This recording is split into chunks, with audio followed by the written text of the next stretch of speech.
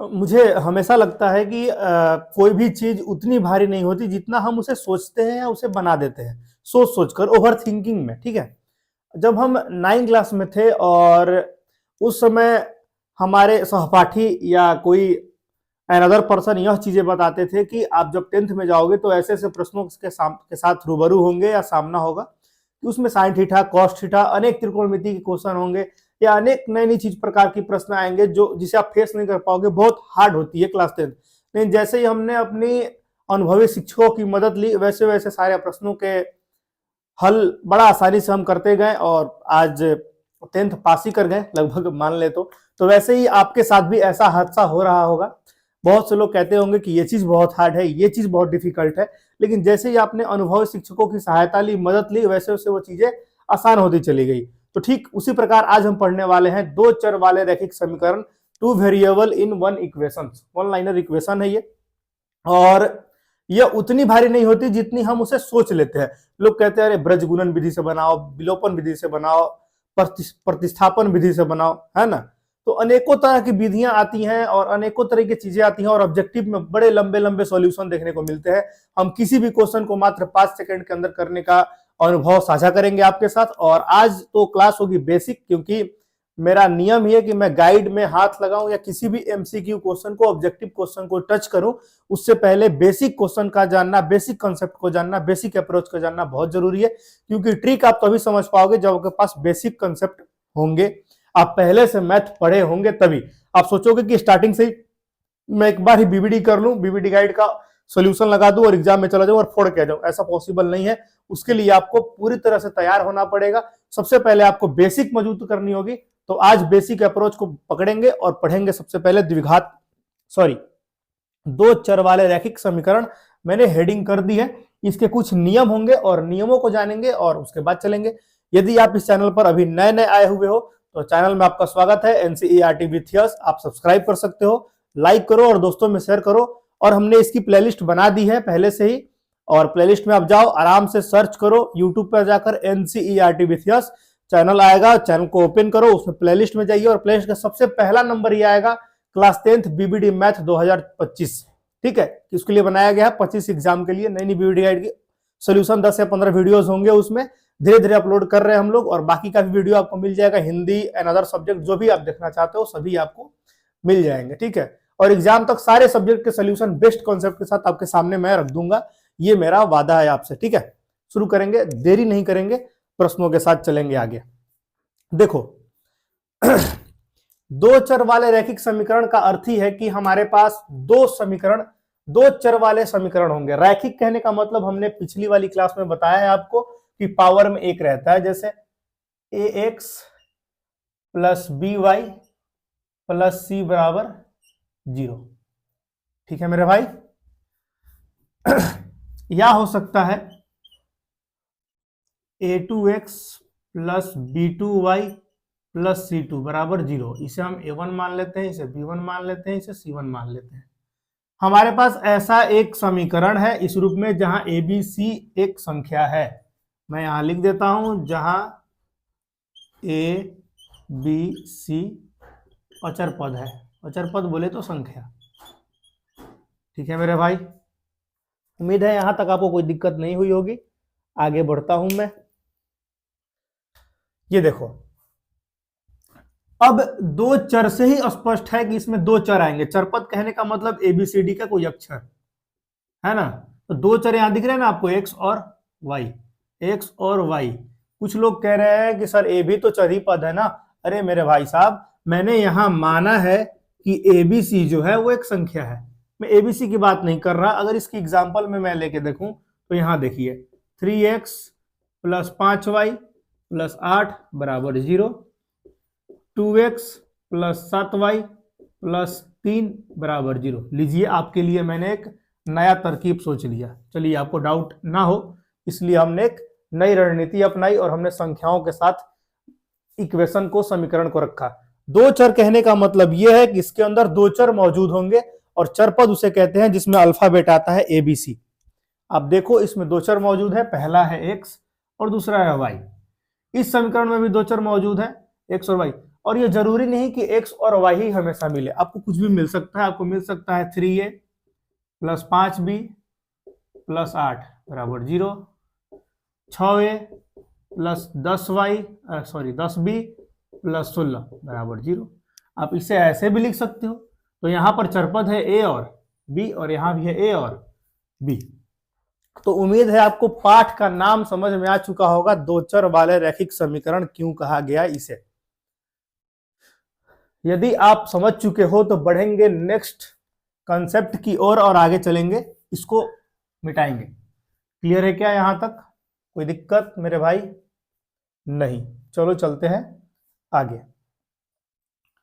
यदि आपने यहां तक जान लिया है तो आपको एक चीज मालूम होगी कि सबसे पहला इसके अंदर होता है क्या? ग्राफ। यदि आप ग्राफ समझ गए तो समझ जाओ कि इसके 30% हिस्से को आप बिल्कुल अच्छी तरीके से समझ चुके हो।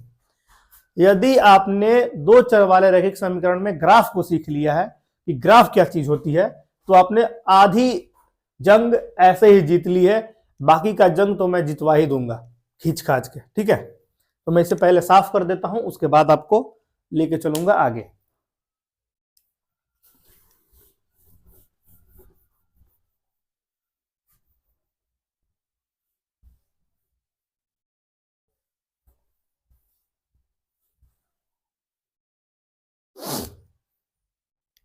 आ जाओ। देखो, ये जो क्लास है वो बेसिक है, पूरी तरीके की एकदम बेसिक चला रहे हैं और ये बेसिक अप्रोच से चल रहा है, एकदम आराम से सीखेंगे धीरे धीरे। अगर आपने ग्राफ देखा होगा तो ग्राफ आपको ऐसा दिखने को मिलता होगा। ऊपर यहाँ x होता है, यहाँ x डैश होता है, यहाँ y होता है और यहाँ y का प्रतिबिंब बनता है y डैश। इसे नीचे तक ले आ सकते हैं, इसे ऊपर तक, इसे इधर तक और इसे इधर तक ले जा सकते हैं भाई। जहां पर ये कटता है उस कटान बिंदु कहते हैं हम मूल बिंदु, इसे हम कहेंगे मूल बिंदु और इसे हमेशा 0 से डोनेट करते हैं और ये हमेशा कहलाएगा मूल बिंदु, आप याद रखोगे। ये हमारा है मूल बिंदु। आगे बढ़ेंगे।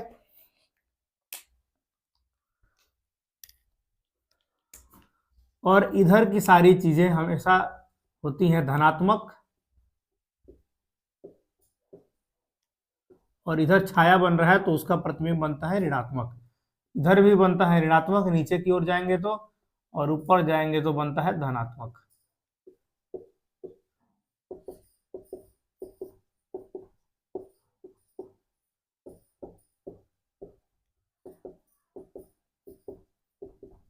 चलिए, यहां तक उम्मीद आपको समझ में आ गया होगा।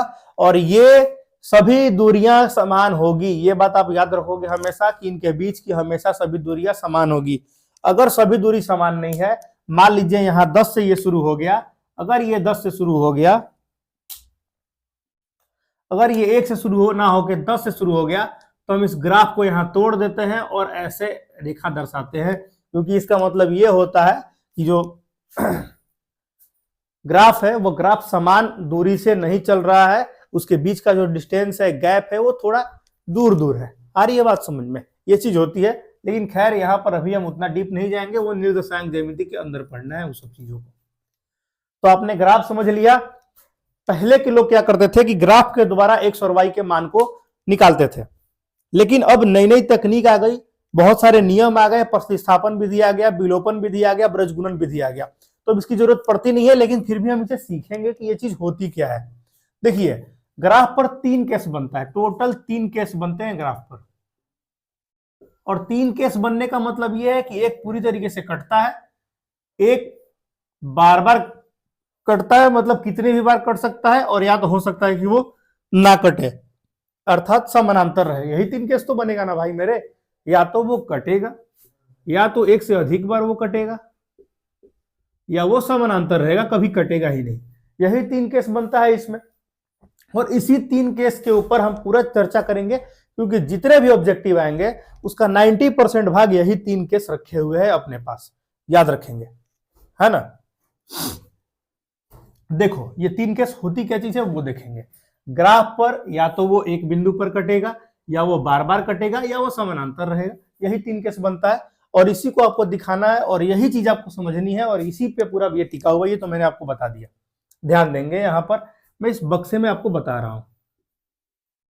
एक बार कमेंट कर दोगे कि आपको ये पूरी तरीके से बॉक्स मेरा दिख रहा है ना। ऐसा ना हो कि बॉक्स दिखे ना। अगर बॉक्स दिखेगा नहीं तो फिर आप दिक्कत में आ जाओगे और आपको समझ में नहीं आएगी। ये 3 केस मैं दिखाऊंगा, 1, 2 और 3। ठीक है, ये 3 केस मैं आपको दिखाने वाला हूं और मैं एक बार चेक कर लेता हूं कि बॉक्स पूरी तरीके से विजिबल है कि नहीं पूरे स्क्रीन के अंदर। चलिए भैया, धन्यवाद। ये पूरी तरीके से विजिबल है। देखिए, पहली केस क्या होगी? तो पहले केस में ये होगा A1 बटा A2 बराबर B1 बटा B2 बराबर C1 बटा C2। मैं सब में पहले लिख देता हूं, उसके बाद आपको समझाऊंगा।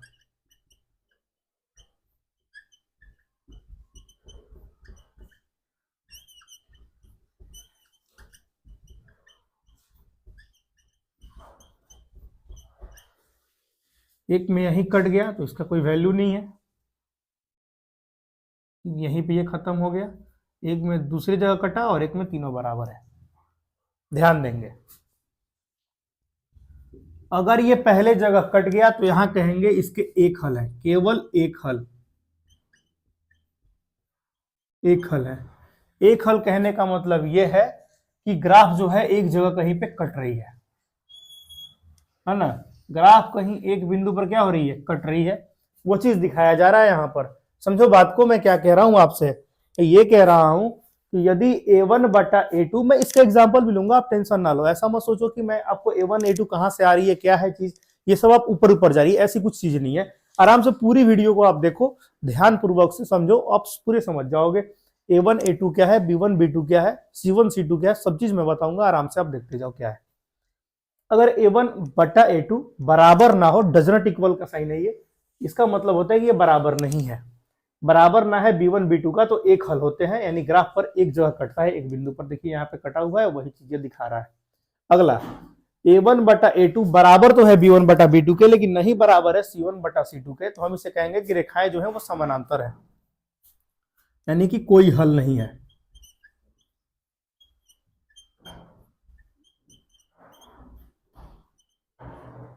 कोई हल नहीं है, कोई हल हल ना मिलने का कारण यह है कि रेखा कहीं कटिए नहीं रही है। देखिए समानांतर जा रही है, रेखा कट नहीं रही है, वो समानांतर जा रही है।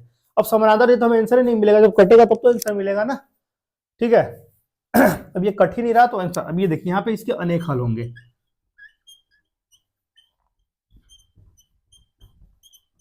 एक चीज और जुड़ती है इसमें, अपरिमित रूप से।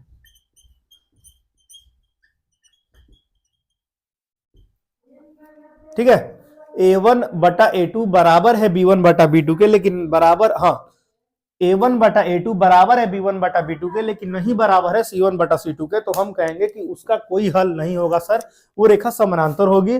और A1 बटा A2 बराबर है B1 बटा B2 के और बराबर है C1 बटा C2 के, तो अपरिमित रूप से अनेक हल होंगे, मतलब आंसर अलग अलग होंगे लेकिन हल अनेक होंगे।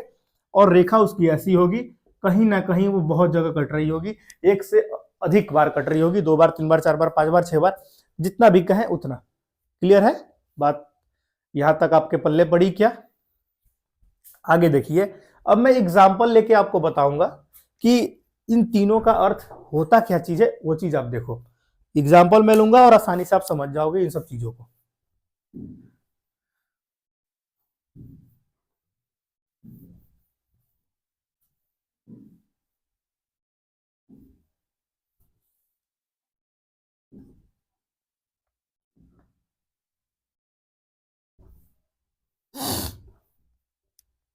मैं आपके सामने एक एग्जाम्पल रख रहा हूं, आप ध्यान से देखो। मैंने एक समीकरण लिया, दो चर वाला रैखिक समीकरण, 3x प्लस 6y प्लस 4 बराबर 0, और मैंने दूसरा समीकरण क्या लिया,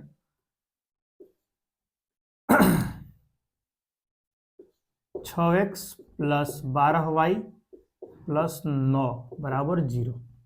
देखो, या तो ऐसे लिख सकता है एग्जामिनर क्वेश्चन को, या ऐसे दे सकता है 3x प्लस 6y बराबर माइनस का 4, 6x प्लस 12y बराबर माइनस का 9। तो आप हमेशा याद रखोगे कि समीकरण को कभी हमेशा ही समीकरण को हमेशा ही बराबर जीरो करना है हर हाल में। ये बात आप हमेशा याद रखोगे। समीकरण को हमेशा आपको इस रूप में लिखना है, तभी बात बनेगी, नहीं तो बात नहीं बनेगी। बराबर जीरो करना है कैसे भी, तो आप ये करोगे कि माइनस इधर आया तो प्लस बन गया, यानी 3x प्लस 6y प्लस 4 बराबर कुछ नहीं तो 0, 6x प्लस 12y प्लस 9 कुछ नहीं बराबर 0। इस फॉर्मेट में लिखना है, बराबर हर हाल में 0 होना चाहिए, नहीं तो कहीं भी ना कभी तुम फंस जाओगे चक्रव्यूह में और आपका क्वेश्चन हो जाएगा गलत। इसे चेक करना है किस रूप में कि यह किस नियम का पालन कर रहा है, किसको फॉलो कर रहा है। अनेक हल है, एक हल है या कोई हल नहीं है, तीनों में से कोई एक होगा, यही तो होगा ना, और तो क्या हो सकता है, बस यही होगा। देखेंगे, चेक करते हैं।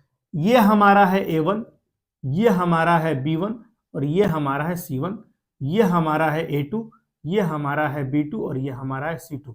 जहां A B C एक संख्या है, सिर्फ संख्या को लेना है चिन्ह के साथ, प्लस है तो प्लस के साथ रखिए, माइनस है तो माइनस के साथ रखिए, चिन्ह के साथ कोई भेदभाव या छेड़छाड़ नहीं करना है। ये बात आप हमेशा दिमाग में रखोगे। यानी कि -8 दिया है तो आप सिर्फ 8 लिख दो, संख्या को तो लेना है मेरे भाई, लेकिन साथ में साथ उसके चिन्ह को भी लेना है, चिन्ह को छोड़ोगे डूब जाओगे। लिखेंगे A1 बटा A2 बराबर B1 बटा B2 बराबर C1 बटा C2। चलो चेक करते हैं। A1 की जगह है 3, A2 की जगह है 6, बराबर 6 है, यहाँ 12 है, B1 की जगह 6, B2 की जगह 12, सब प्लस में, इसलिए मैं चिन्ह को नहीं लिख रहा हूं, माइनस होता तो मैं चिन्ह को लिखता। 4/9। ध्यान देंगे यहाँ पर, तो यहाँ पर देख रहा हूं मैं कि ये कट रहा है, ये अपना कट रहा है, ये नहीं कट रहा है, 1/2 बराबर 1/2, लेकिन नहीं बराबर है 4/9 के। ये किस नियम का पालन कर रहा है बताओ? ये कर रहा है A1 बटा A2 बराबर B1 बटा B2 does not equal C1 बटा C2। तो बताओ क्या निष्कर्ष तुम निकाल सकते हो इससे? तो सर यही हम निष्कर्ष निकाल सकते हैं कि A1 बटा A2 बराबर तो है B1 बटा B2 के, लेकिन नहीं बराबर है C1 बटा C2 के, यानी ये नियम का ये पालन कर रहा है। यानी कि रेखा जो है वो कैसी है? रेखा जो है वो समानांतर है, यानी कि इसके कोई हल नहीं है। आंसर क्या लिखेंगे? इसकी कोई हल नहीं है। बताओ क्या इसमें हार्ड था? हमको तो नहीं लगा भाई साहब कि कुछ इसमें हार्ड हो सकता है। यदि आप ज्यादा सोच लेते हो तो हो सकता है कि यह हार्ड हो। अब देखो एग्जामिनर बड़ा तेज है, वो घुमा फिरा के क्वेश्चन कर सकता है। वो क्या करता है कि कह देगा, यहां पर लिख देगा के, यहां पर लिख देगा के, ठीक है, ऐसा कह देगा 3x प्लस KY प्लस 4 बराबर 0 और 6x प्लस 12y प्लस 9 बराबर 0 का कोई हल नहीं है। यहां लिख देगा आपका कि कोई हल नहीं है, तो k का मान ज्ञात करें। ठीक है, ऐसा लिख सकता है। एग्जामिनर बड़ा तेज है, शार्प माइंड का है, वो आपको डुबाना चाहता है और आप डूब जाते हो। तो डूबने वाली इसमें क्या ही बात है, वो तो पहले ही कह दिया कि कोई हल नहीं है, तो हम समझ जाएंगे कि यहाँ ये कटा हुआ है, आंसर दिया हुआ है कि यहाँ ये कटा हुआ है ना। जब कोई हल नहीं है कह दे एग्जामिनर, तो आपको समझ जाना है कि A1 बटा A2 बराबर है B1 बटा B2 के, लेकिन नहीं बराबर है C1 बटा C2 के। तो इसका तो हमें वैल्यू ही नहीं लेना है, जब ये बराबर ही नहीं है तो ये खत्म हो गया। यानी कि A1 कितना है? 3/6 बराबर B1 है k बटा 12। हल कर लीजिए, कटेगा, ये कटाइए 2 से, ये कटेगा, ये 2 छक्का 12, ये एक बार में कटा, 6 एकम 6 बराबर k, यानी k की मान आ गई 6, k की जगह पे भराएगा 6, यहाँ पर खत्म कहानी। तो यही चीज होता है, k का वैल्यू ज्ञात करना है, वो दे देगा कोई हल नहीं है, अनेक हल है, कोई हल, एक हल है, वो कुछ भी लिख सकता है एग्जामिनर, वो बहुत तेज है। तो अब बस वही तीनों फॉर्मेट आपको लगा देना है, ये जिस पर कहे उसमें आप लगा दो। यदि मान के चलो एक और मैं एग्जाम्पल के लिए आपके पास क्वेश्चन दिखाऊं अगर, तो ध्यान दो।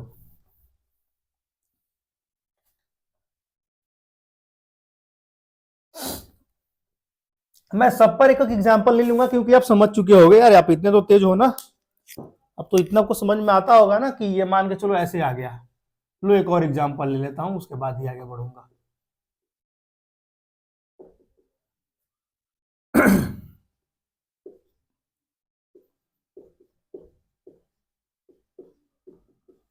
चलो बनाओ, यह किस फॉर्मेट से निष्कर्ष निकलता क्या है इससे, खुद से करो, वीडियो को रोक के, उसके बाद मैं बताऊंगा कि क्या होगा।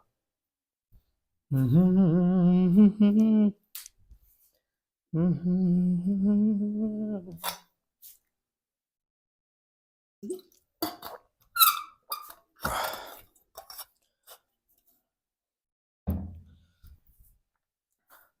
इससे आप यही निष्कर्ष निकाल सकते हो कि यहाँ पर ये वाली चीज A1 है, ये वाली चीज B1 है, ये वाली चीज C1 है, ये वाली चीज A2 है, ये वाली B2 है और ये वाली C2 है। तो निकालो A1 बटा A2 बराबर B1 बटा B2 बराबर C1 बटा C2। पहले तो ये लिखना तो अनिवार्य है ना मेरे भाई, हमें थोड़ी पता है कि कौन सा केस बन रहा है, वो तो लिखने के बाद पता चलेगा ना। 6/7 है, 7/3 है, यही बराबर नहीं है, यानी कि यही फॉर्मेट हो गया। ये तो खत्म कर दो, फिर यही जब बराबर हो जाए, ये बराबर नहीं है तो जब आगे ही यहाँ पर चिन्ह नहीं चल रही है तो आगे का हल ही नहीं करना है हमें। तो क्या निष्कर्ष निकला आपसे कि हम कहेंगे कि ये तो एक हल है इसके, क्योंकि ये तो यही कट जा रही है, अद्वितीय हल है, यानी कि एक हल है। अब एग्जामिनर बड़ा तेज है भाई, फिर से वही प्रश्न कर देगा, और प्रश्न क्या करेगा कि कह देगा कि यहां पर लिख देगा, वो कुछ भी लिख सकता है KWMN, और कह देगा कि एक हल है, तो K का मान ज्ञात करें। तो आपको पता है जब एक हल है तो आप कह सकते हो क्या कि वो इस फॉर्मेट का नियम बना रहा है, वो A1 बटा A2 does not equal B1 बटा B2, इस नियम का पालन कर रहा है वो। जब इस नियम का पालन कर रहा है मेरे भाई, तो A1 की जगह कितना है, तो आप कहोगे 6। अब A2 की जगह कितना है, K। डज नॉट इक्वल है तो डज नॉट इक्वल का ही साइन रखेंगे भाई, 7/3। यहाँ डज नॉट इक्वल है तो बराबर मत कर देना, नहीं तो डूब जाओगे बीच नदी के अंदर। जब इक्वल नहीं है तो इक्वल नहीं का ही साइन रखेंगे, करेंगे 3 से गुना, यहाँ करेंगे 18 उधर 7 के, और इधर ये आएगा तो 18/7 बराबर K, यानी यहाँ आएगा 18/7 बराबर K की वैल्यू आएगी 18/7, और ये बराबर नहीं आएगा मेरे भाई, ये डज नॉट इक्वल आएगा, याद रखोगे। बस यही चीज थी आपकी फॉर्मेट। उम्मीद है आपको यहां तक समझ में आ गई होगी अच्छी तरीके से। सही है क्या, कहीं गड़बड़ तो नहीं है ना। 7 3 6 के, चलो ठीक है, ये चीज है। तो ऐसे एग्जामिनर भुला भुला के पूछता है और आप गड़बड़ में फंस जाते हो, और यही आपकी लापरवाही हो जाती है, और इतना फंसना नहीं है। आज का अंतिम कॉन्सेप्ट और इस पाठ का भी अंतिम कॉन्सेप्ट, जो ग्राफ से रिलेटेड है।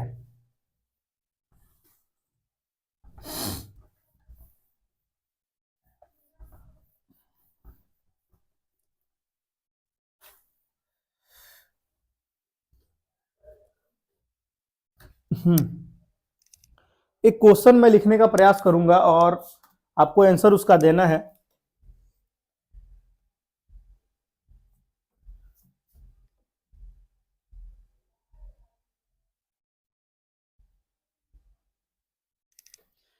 क्वेश्चन ये रहेगा कि एक सरल रेखा में y बराबर 2x - 3 है, तो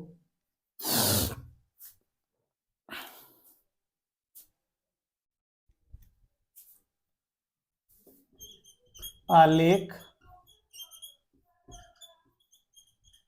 निम्न में से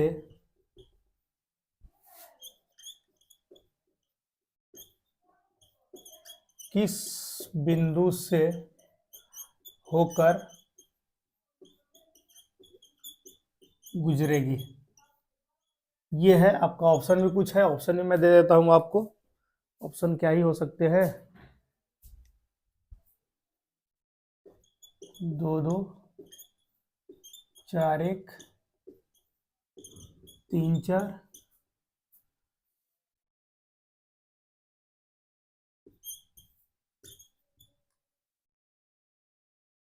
5 7। ठीक है, तो यही आपके पास ऑप्शन है, और आपको बताना है कि रेखा कहां से होकर गुजरेगी, ये चीज आपको बतानी है। फिर से मैं एक बार क्वेश्चन पढ़ देता हूं। एक सरल रेखा, और ये आपका एग्जाम में आया हुआ है 2023 के, ठीक है। मैं जितने क्वेश्चन कराऊंगा वो सभी प्रीवियस ईयर ही क्वेश्चन होंगे, क्योंकि आने के चांस ज्यादा होंगे प्रीवियस ईयर के, या इस टाइप के क्वेश्चन आएंगे, आप बना लोगे आराम से, करो खुद से, फिर मैं बताता हूं। क्वेश्चन कह रहा है कि एक सरल रेखा में y बराबर 2x माइनस 3 है। यहां देखेंगे तो आलेख एक ग्राफ बन रही है। आलेख निम्न में से किस बिंदु से होकर गुजरेगी, मतलब जो रेखा होगी वो किस बिंदु से होकर गुजरेगी, ये चीज आपको बतानी है। ये दो बिंदुओं के बीच की दूरी है ना, तो बताएंगे। क्या ही दिक्कत है इसमें। हम सबको पता है कि ग्राफ में जो पहली वाली चीज होती है उसे x मानते हैं x अक्ष पे, और दूसरी वाली को y। x अक्ष y अक्ष, x अक्ष y अक्ष, ये है x अक्ष और ये y अक्ष है। इसे हम बनाएंगे हीट एंड ट्रायल मेथड से। हीट एंड ट्रायल मेथड से क्यों बनाएंगे, क्योंकि आलेख बनाकर बनाना बड़ा मुश्किल है। हम ऑप्शन रखेंगे और आंसर प्राप्त करेंगे। Put the value and find the answer, एक नुस्खा होता है, put the value and find the answer. ये एक कॉन्सेप्ट होती है कि मान रखिए और आंसर पता कीजिए। आज मैं ज्यादा टाइम लगा रहा हूं, लेकिन मैं जब बीबीडी गाइड के क्वेश्चन को करूंगा तो टाइम ज्यादा लगाऊंगा नहीं, मैं एक ही बार में उड़ाऊंगा, ठीक है। लेकिन आज मैं आराम से बना रहा हूं, इसीलिए ज्यादा लगा रहा हूं, क्योंकि ये बेसिक क्लास है और इसमें थोड़ी डिले होती है। लेकिन आप गाइड में मेरा सोल्यूशन देखोगे, मैं 30 मिनट में 100 क्वेश्चन करा दूंगा आराम से, है ना। 30 या 40 मिनट के अंदर आपके 100 क्वेश्चन खत्म हो जाएंगे, इतनी स्पीड होती है मैथ बनाने की। अब अगर सीख जाओगे तब देखो, दिया हुआ क्या है, y बराबर 2x माइनस 3। मान रखेंगे, पहले वाले को x मानते हैं, तो 2 दूने का 4, 4 में से 3 गया 1, 2 आ रहा है क्या, ये y बराबर 2 आ रहा है, नहीं आ रहा है, यानी कि ऑप्शन खत्म हो गया। ये चेक करो, 4 दूना 8 में से 3 गया 5, आना चाहिए 1, ये भी खत्म हो गया। ये चेक करो, 3 दूना 6, 6 में से 3 गया 3, आना चाहिए 4, ये भी खत्म हो गया। ये चेक करता हूं, y बराबर 7 आना चाहिए जब x बराबर 5 रखा जाता है। 7 बराबर 10 माइनस 3, यानी कि 7 बराबर 7, यानी हाँ भाई साहब आ तो रहा है, यानी कि ऑप्शन नंबर डी सही है। इसे कहते हैं put the value find the answer. मैं इतना देर तक चेक नहीं करता, मैं डायरेक्ट डी आंसर रखता, है ना, क्योंकि 5 दूना 10 और 10 में से 3 गया 7, और LHS बराबर RHS हो रहा है, इसीलिए यही आंसर लागू होता है। तो उम्मीद है आपको दो चर वाले रैखिक समीकरण बहुत अच्छी तरीके से समझ में आए होंगे, और जितने भी बेसिक कंसेप्ट हो सकते थे मैंने वो सभी निचोड़ को एक वीडियो के अंदर पुट कर दिया है, बंद कर दिया है। यदि आप इस वीडियो को देख रहे हो तो समझ जाओ कि 50% क्वेश्चन आप खुद से बीबीडी गाइड का कर लोगे। आप ट्राई करके देखना, है ना। बाकी जो नहीं बनता है मैं अगली क्लास में लेके आऊंगा, और एक ही वीडियो में सारे दो चर वाले रैखिक समीकरण खत्म करूंगा। उम्मीद है आपको ये सेशन पूरा बहुत तगड़ी लगी होगी, बहुत मजा आया होगा, और उम्मीद हमेशा, उम्मीद पे दुनिया कायम है, और 50 में 50 लाने का वादा हमारा है। आप मेहनत करते रहिए हमारे साथ और देखते रहिए हमारा यह वीडियो बेहतरीन कंसेप्ट के साथ। और लाइक नहीं किए हो तो यार लाइक करते रहो, बिना लाइक का कोई मजा नहीं है। लाइक करोगे तो सहानुभूति मिलती है, उत्साह बढ़ता है, और हम रेगुलर वीडियो अपडेट करने का चेष्टा करते हैं, कोशिश करते हैं। धन्यवाद, मिलते हैं नेक्स्ट वीडियो में। जय हिंद, जय भारत।